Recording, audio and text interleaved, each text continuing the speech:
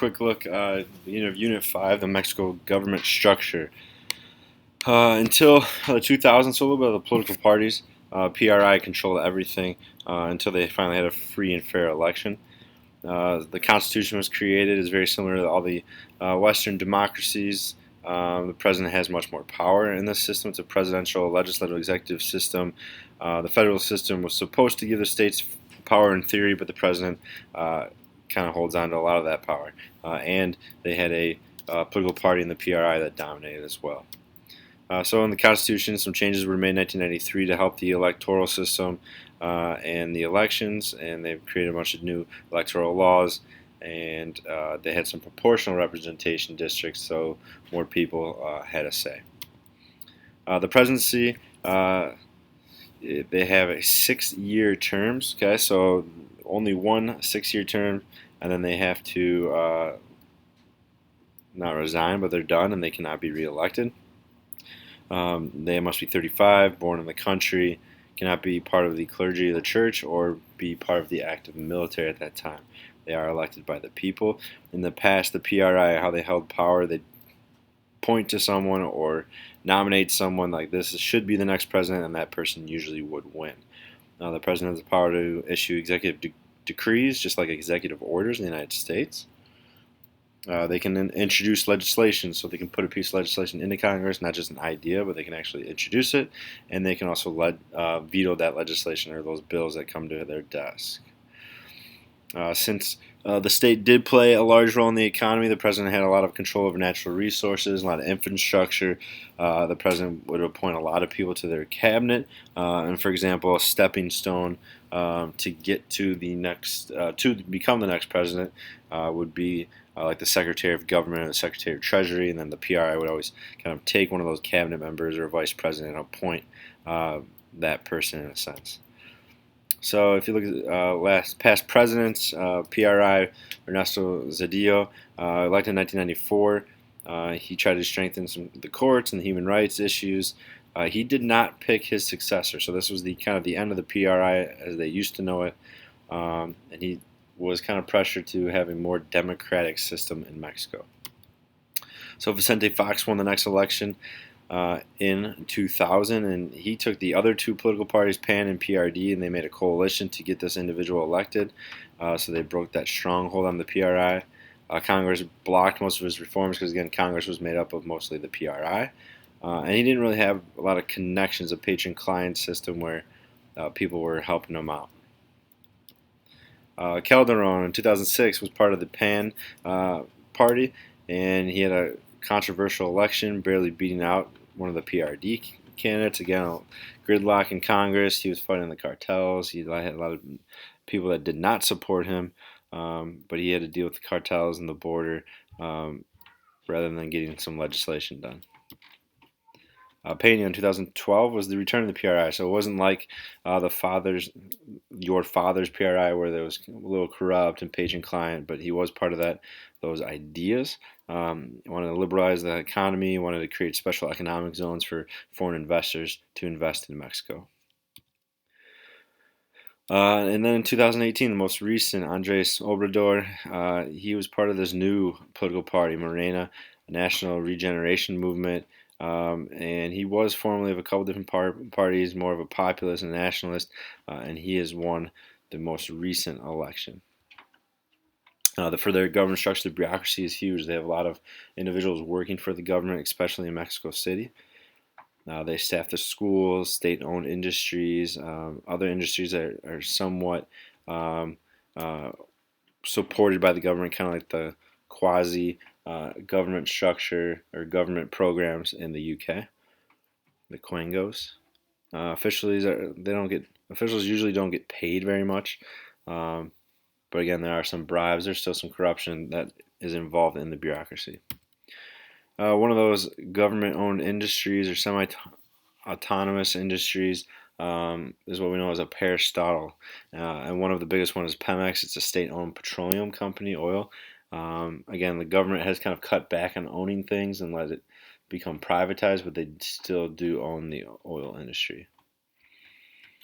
In their legislative branch, they have two branches. They used to have an Article 59 which did not allow the legislative individuals to be elected to consecutive terms. They could come back, they could skip a term and then come back. That has changed in 2014. So legislators also are very driven by their party. They don't want to disobey their party leaders because they use a lot of lists to be elected. So if you're on top of that list, you will get a position. The lower house is the Chamber of Deputies. They have 500 people. 300 of them are elected by single member districts, so winner take all. And then there's another 200 that are represented through the proportional system. They serve 3-year terms, so they will have midterm elections. It's based on population within their states. And they have the power to pass laws. They create taxes, the revenue bills. They give money to the different programs and departments, and they have some oversight over the other branches. The upper house then is known as the Senate. They have 128 members, and they serve longer terms, 6-year terms. There's 3 senators from each state and the federal district, and then there's another 32 that are selected through the proportional system. We'll get to that when we talk about the electoral system. What they do, a lot of kind of like the United States Senate, they oversee some foreign affairs, ratify treaties, ratify appointments. They can kind of intervene when there's issues with different states, and they can remove state governors. And lastly, the judicial system. They have a Supreme Court with 11 justices. They have more code law, so a lot of things everything is written down. It's not as much interpreted. They don't interpret like court cases. They have everything written down. They're appointed by the president, confirmed with a 2/3 vote in the Senate. They can serve up to 15 years, but most likely they step down once the president is done. The Supreme Court now has judicial review, but again, that has to be an 8 of 11 vote. So they used to not have too much power, but now they do have a little bit more power. Looking at the Supreme Court then. I'm Cheryl Corley. The system, we typically think of trials by jury, presumption of innocence. How has the system worked in Mexico, and what changes are going to happen under this new provision? Well, this is a major constitutional reform which transforms the way in which crimes are investigated and punished.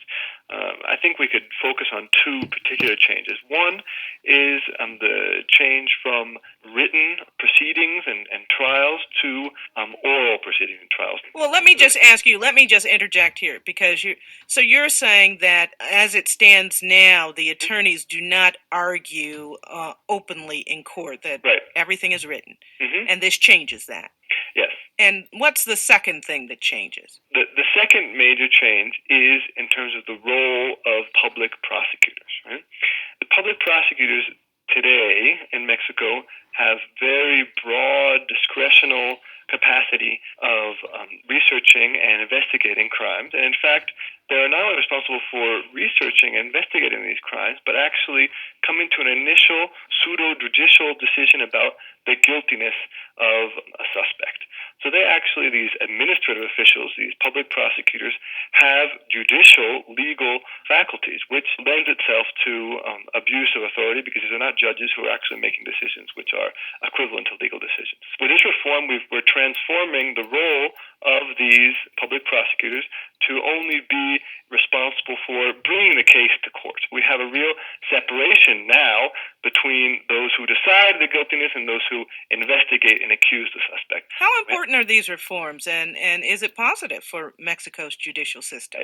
Yes, it is quite positive, because exactly by bringing things out into the light, by making them into a public proceeding, we're going to be able to have a lot more press and citizen independent control over the way in which judges make their decisions, and also the way in which these administrative offices, these public prosecutors, make their decisions. And if everything is out in public and we can see it, that could be a major step towards combating corruption in the judiciary, which is a major problem today in Mexico. And exactly what President Calderon said, that all right, so they really revamped their electoral system or their judicial system to get rid of that corruption. Prosecutors have less of a role. They're not playing the role of a judge. They just bring the evidence to court, and they have to have oral trials and cross-examination. And it's open to the public rather than just giving some maybe written testimony that could be forced on someone. So these changes are very important, and especially when they're trying to fight against these cartels and all the drug lords and things like that. So that is a quick look at your government structure in Mexico.